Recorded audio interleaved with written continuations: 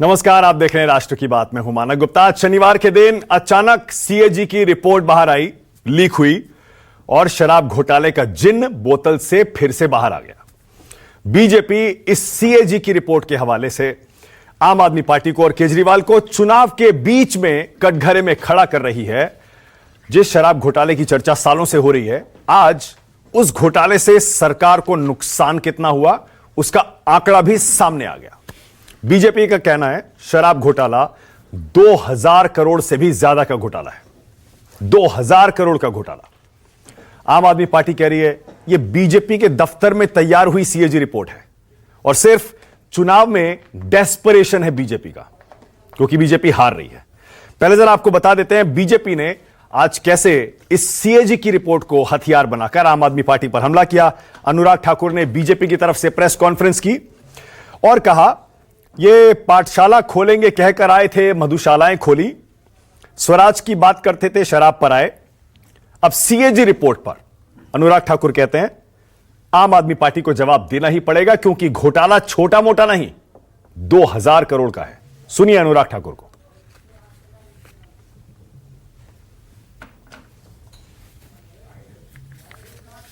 आम आदमी पार्टी ने कहा था पाठशाला बनाएंगे, पाठशाला तो नहीं मधुशाला बनी। ये झाड़ू की बात करते थे, झाड़ू से दारू पे आए। ये स्वराज की बात करते थे, स्वराज से शराब पर आए। ये यात्रा जो 10 वर्षों की है वो घोटालों की है और आपके पाप की है। आपका पाप जिसके नेतृत्व में हुआ वो अरविंद केजरीवाल है। लेकिन बड़ा सवाल दिल्ली की जनता के सामने ये है, आम आदमी पार्टी का चेहरा कौन है भाई? और इन पापों की सजा तो उनको भुगतनी पड़ेगी और जवाब भी देना पड़ेगा कि सीएनडीजी की रिपोर्ट को लागू क्यों नहीं किया और इन 10 फाइंडिंग्स जो सामने आई है इसका जवाब देना ही होगा। नियमों की नजरअंदाजी क्यों की गई? अब जो अनुराग ठाकुर 10 फाइंडिंग्स की बात कर रहे हैं, जरा जल्दी से आपको बता देते हैं। सीएजी रिपोर्ट का हवाला देकर बीजेपी आम आदमी पार्टी से 10 सवाल जो पूछ रही है, 10 आरोप जो लगा रही है वो क्या है? पहला, राजस्व की हानि 2026 करोड़ की है। दूसरा आरोप, विशेषज्ञों के सुझाव की अनदेखी की गई लिकर पॉलिसी में शराब नीति तय करने में। तीसरा, शिकायतों के बावजूद बोली लगवाई गई।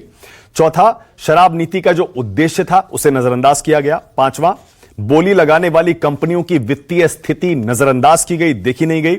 छठा आरोप, लाइसेंस जारी करने में नियम तोड़े गए। सातवां, जिन्होंने नियम तोड़ा उन पर जुर्माना नहीं लगाया। आठवां, मूल्य निर्धारण करने में पारदर्शिता थी ही नहीं।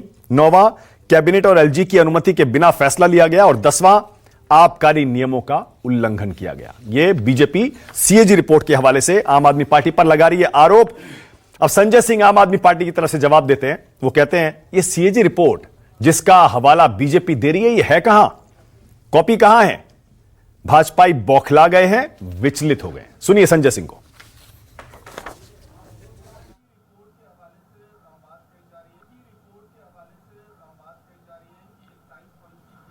कहां है सीएजी रिपोर्ट? सीएजी रिपोर्ट कहां है? उसकी कोई कॉपी है आपके पास? कहां से सीएजी रिपोर्ट? बीजेपी के दफ्तर में बनती है सीएजी रिपोर्ट। सीएजी रिपोर्ट है कहां?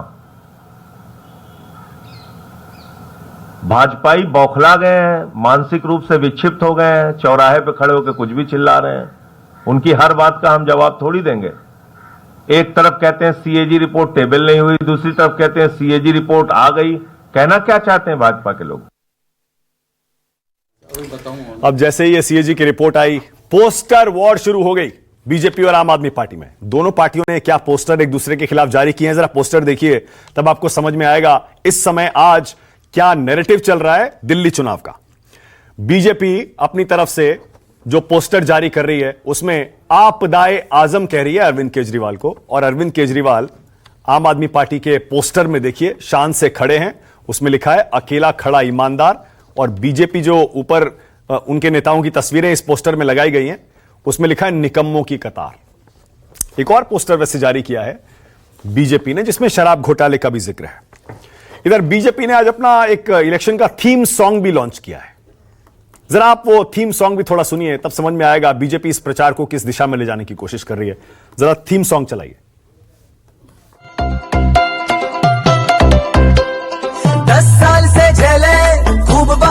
हमने, दिल्ली के मालिक बन बैठे लगे हो बस तुम ठगने। बहुत सहेलियां नहीं सहेंगे कर दो ये ऐलान, दंगे कचरा धुआं हटा के बदलो दिल्ली की पहचान, बदलो दिल्ली की पहचान, बहाने नहीं बदला। अब मनोज तिवारी ये गाना गा रहे हैं। मनोज तिवारी को इस गाने का चेहरा भी बनाया गया। इधर अरविंद केजरीवाल प्रेस कॉन्फ्रेंस करके एक बार फिर से इस पूरे चुनाव को उसी मुद्दे पर लाने की कोशिश कर रहे हैं जिसे वो अपना स्ट्रांग पॉइंट मानते हैं। अरविंद केजरीवाल बीजेपी से पूछ रहे हैं मुख्यमंत्री का चेहरा कौन है। फिर यह भी कहते हैं मुझे सूत्रों से खबर मिली है कि बीजेपी रमेश बिधूड़ी को सीएम का चेहरा बनाने वाली। तो बिधूड़ी जी बताएं क्या काम किया उन्होंने दिल्ली के लिए, जरा केजरीवाल को सुनिए।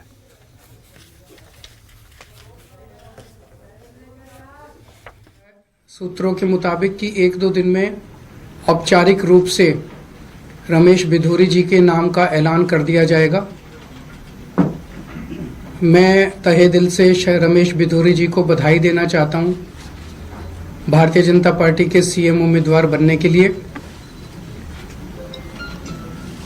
मैं दिल्ली की जनता की ओर से मांग करता हूं कि रमेश बिधूरी जी बताएं कि उन्होंने 10 साल सांसद के तौर पे, बतौर सांसद उन्होंने 10 साल दिल्ली के लिए क्या क्या काम किए। अब जरा आम आदमी पार्टी का वो पोस्टर भी देख लीजिए जिसमें रमेश बिधूड़ी को मुद्दा बनाने की कोशिश की गई है। आम आदमी पार्टी का यह पोस्टर बीजेपी को गाली गलौज वाली पार्टी कहता है और रमेश बिधूड़ी को इस पोस्टर में प्रमुखता से दिखाया गया है। थोड़ी देर में दिखाता हूं वो पोस्टर। इधर अमित शाह ने अरविंद केजरीवाल पर बड़ा हमला किया। अमित शाह कहते हैं दिल्ली को आपदा से मुक्त कराने का वक्त आ गया है।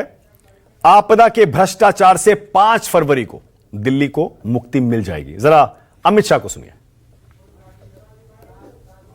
गांठ मार कर जाना और माताएं बहनें अपने पल्लू से बांध कर जाए। 5 फरवरी दिल्ली का आपदा से मुक्ति दिन है। उस दिन आपदा से मुक्ति, किस चीज से मुक्ति चाहिए? भ्रष्टाचार से मुक्ति प्राप्त करना है।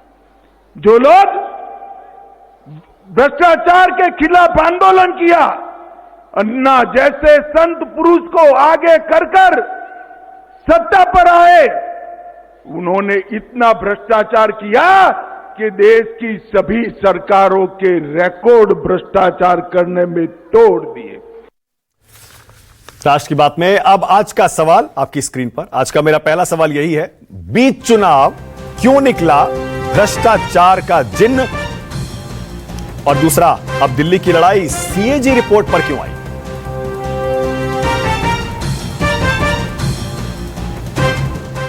आज राष्ट्र की बात में मेरे साथ बीजेपी की तरफ से यहां शहजाद पूनावाला स्टूडियो में आ गए। शहजाद को जरा फुल स्क्रीन लाइए। मैं शहजाद को एक बार स्क्रीन पर दिखाना चाहता हूं, क्योंकि शहजाद को लाइए जरा स्क्रीन पर, क्योंकि शहजाद हम सब देखिए यहां कोट में, मफलर में, मोटी मोटी जैकेट्स में बैठे हुए। शहजाद को स्क्रीन पर लाइए जरा, शहजाद को स्क्रीन पर लाइए।